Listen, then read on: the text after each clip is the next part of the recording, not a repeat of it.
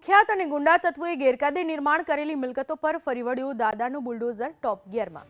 આ વખતે શહેર હતું જામનગર। જામનગરના બેડી વિસ્તારમાં કુખ્યાત એવી સાયચા ગેંગે દબાણ કરેલા વાડા, સર્વિસ સ્ટેશન, બંગલા, ઓફિસો પર બુલડોઝર ચલાવીને જમીનદોસ્ત કરાયા।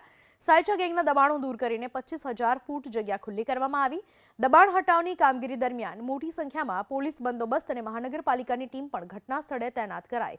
સાયચા ગેંગ જામનગર વિસ્તારમાં અનેક ગુનામાં સંડોવાયેલી છે। સાયચા બંધો હાલ જેલમાં છે, જેમણે જામનગરમાં સરકારી જમીન ઉપર 2 મોટા બંગલા તાણી બાંધ્યા હતા, જેના પર 10 દિવસ અગાઉ જ બુલડોઝર ફેરવવામાં આવ્યું હતું।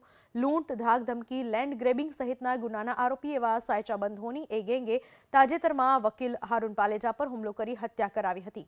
અગાઉ દ્વારકા, કચ્છ અને જૂનાગઢમાં પણ આ જ રીતે ગેરકાયદે દબાણો પર દાદાનું બુલડોઝર ફરી વળ્યું હતું। ત્યારે એક વાત સ્પષ્ટ છે કે ગુજરાતમાં જો કોઈ ગુંડા તત્વો ધાક ધમકીથી ગેરકાયદે નિર્માણો ખડકશે તો દાદાનું બુલડોઝર ટોપ ગિયરમાં ચાલીને તેને જમીનદોસ્ત કરી દેશે।